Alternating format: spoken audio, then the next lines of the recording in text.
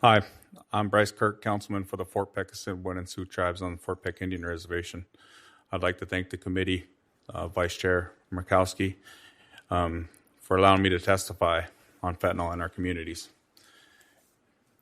I'll start off with a story of, a couple brothers that I had that I've lost because of fentanyl, that leave behind both entail 6 kids, a wife, 2 wives, and continued kids that continue to lose their parents.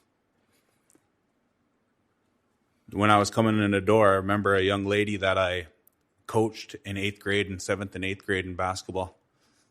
And right now she's a 9th grader, addicted to fentanyl right now today. As we continue to be here and as we continue to sit here, fentanyl has no boundaries. It affects men, women, children, and the elderly from all walks of life. People deal drugs, including the Suboxone, to pay for their own habits, to deal who will buy to feed their habits. Our people can go to Spokane with $1,000 and bring 1,000 pills back and make $120,000 off of those pills. This is destroying families. We have higher crime rates and increased violence, rapes, murders, kidnappings. Suicide remains a large leading cause of our people. Where did we get that it's okay for people to continue to lose their loved ones walking in front of trains, that it's just okay for them to deal with the pain that they have dealt with their whole lives, and stuffing it down with drugs, deadly drugs, just to feed the pain that they feel growing up, the abuse, sexually, physically, emotionally, abuse that no kid, no person should ever go through. I myself am a recovered addict, been clean and sober 11 years, and now elected to our tribal council to be able to lead our people and fight for our people. While the crisis is daunting, it is not hopeless. I'm there with them, but a mentor also. Before I got on the council, I had a business that actually helped people come off the streets that were just like myself, to reach down and start reaching our people, that we have an obligation. And that in the end of our swearing-in ceremony, we say, "So help me God." As you guys take an oath, we take an oath too. This ain't just a red, a blue issue. This issue is everybody. It contains our kids. We in Fort Peck have lost a generation of kids right now. And we got grandkids taking care of we got grandparents taking care of great-grandchildren, because the grandchildren that they were taking care of are now lost in the addictions that we face today. What we need is more law enforcement. We don't need doors slammed in our face when we try to reach out to our federal partners. We need them opened. We need to be able to work together with information that they have with people coming onto our reservation.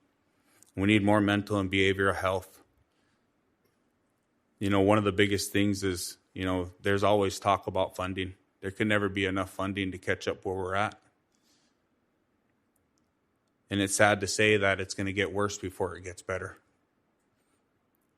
Without the help of federal governments and Congress and acts that we need on reservations to be able to help support our people, we need the direct funding to come to our tribes, to come to our reservations, to where we know what it takes. Us as leaders, we know what our people need. We know traditional ways that our people need to go to. We could lead our people there. We need jobs and training for our people. We need more housing. We need more community facilities. One of the biggest things in conclusion is my wife and I are a testament to this here. And no matter what happens, we as Indian people are resilient and will continue to come out of this as we always had. But we need additional support from all parts of the federal government. And we need federal agencies to be true partners with us in this effort. We don't need bureaucrats in D.C. telling us how to solve the problem. We already have the blueprint for how to solve the crisis in the way that is best for our communities, which is informed by our experiences on the ground and successes we have already achieved. What we need is support and tools to grow our efforts and start helping us reach the people that are already lost. So that way we don't lose any more grandparents, grandchildren, moms, dads, kids that haven't even graduated yet. And I thank you for the time. I thank you for everything, and hopefully we can move forward. Thank you. Thank you very much, Mr. Kirk.